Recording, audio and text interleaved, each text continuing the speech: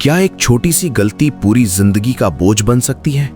क्या एक पल का अहंकार हमारे आने वाले कल को तबाह कर सकता है?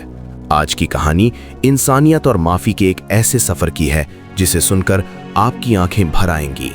नमस्कार दोस्तों, स्वागत है आपका रियल स्टोरी हिंदी में। आज हम आपके लिए लेकर आए हैं एक ऐसी सच्ची घटना जो हमें सिखाती है कि वक्त का पहिया कब घूम जाए कोई नहीं जानता।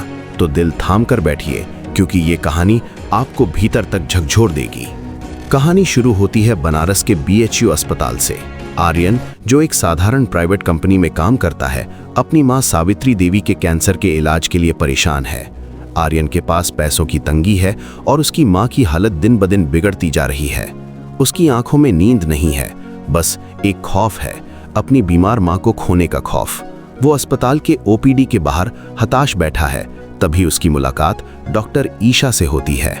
जैसे ही आर्यन डॉक्टर ईशा को देखता है, वो सुन पड़ जाता है। ये कोई अजनबी चेहरा नहीं था, ये वही लड़की थी जिससे 6 साल पहले लखनऊ के एक चौराहे पर आर्यन का झगड़ा हुआ था। वक्त ने जैसे आर्यन को एक झटके में 6 साल पीछे धकेल दिया।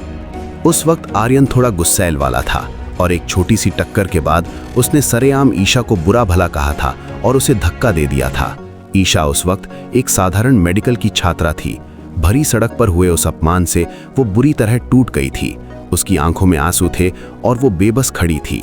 आर्यन उस दिन अपने अहंकार में चूर होकर वहां से चला गया था, बिना ये सोचे कि उस बेबस लड़की के दिल पर क्या गुजरी होगी। आज 6 साल बाद वो बेबस लड़की एक काबिल डॉक्टर बनकर उसके सामने बैठी थी। ईशा आर्यन को पहचान लेती है। आर्यन का दिल कांप उठता है। उसे लगता है कि ईशा अब उससे अपने उस अपमान का बदला लेगी और उसकी मां का इलाज ठीक से नहीं करेगी। उसे लगा जैसे उसके पापों की सजा अब उसकी बेकसूर मां को मिलेगी। लेकिन कहानी यहाँ एक ऐसा मोड़ लेती है जिसकी आर्यन ने कभी कल्पना भी नहीं की थी। ईशा एक अजीब सी शांति के साथ आर्यन से कहती है, उस दिन तुमने जो किया उसने मुझे और मजबूत बनाया। मैंने ठान लिया था कि मैं इतनी बड़ी डॉक्टर बनूंगी कि लोग मेरी इज्जत करें। ईशा के इन शब्दों ने आर्यन के अंदर के सारे अहंकार को आंसुओं में बदल दिया। आर्यन शर्मिंदा होकर फूट फूट कर रोने लगता है और माफी मांगता है। वो अपने आंसुओं के बीच बताता है कि उस झगड़े के बाद उसकी अपनी जिंदगी में भी बहुत मुश्किलें आईं। उसकी पत्नी उसे छोड़कर चली गई और अब इस दुनिया में बस मां ही उसका इकलौता सहारा है। ईशा अपने अतीत की सारी कड़वाहट को किनारे रखकर सावित्री देवी का इलाज शुरू करती है। कैंसर का इलाज महंगा था। जब आर्यन के पास दवाइयों के पैसे कम पड़ते हैं तो ईशा चुपके से अपनी जेब से पैसे भर देती है। वो कोई एहसान नहीं जताती, बस अपना फर्ज निभाती है।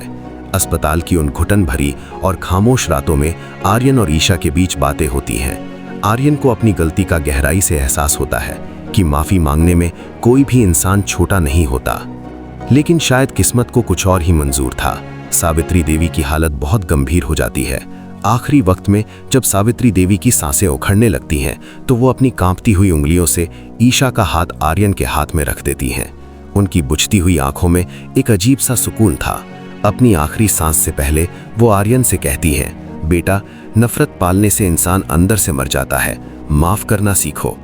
माँ के जाने के बाद आर्यन इस दुनिया में बिल्कुल अकेला पड़ जाता है, लेकिन उस घने अंधेरे में ईशा उसे टूटने नहीं देती। वो उसे याद दिलाती है कि चाहे जो हो जाए, जिंदगी दोबारा शुरू की जा सकती है। कुछ समय बाद वो दोनों अपनी पुरानी गलतियों को और अतीत के घावों को भूलकर एक नई शुरुआत करते हैं। आर्यन अब एक बिल्कुल शांत और सुलझा हुआ इंसान बन चुका है और ईशा एक मशहूर और दयालु डॉक्टर। दोस्तों, इस कहानी से हमें ये बहुत बड़ी सीख मिलती है कि हमारा एक पल का गुस्सा किसी की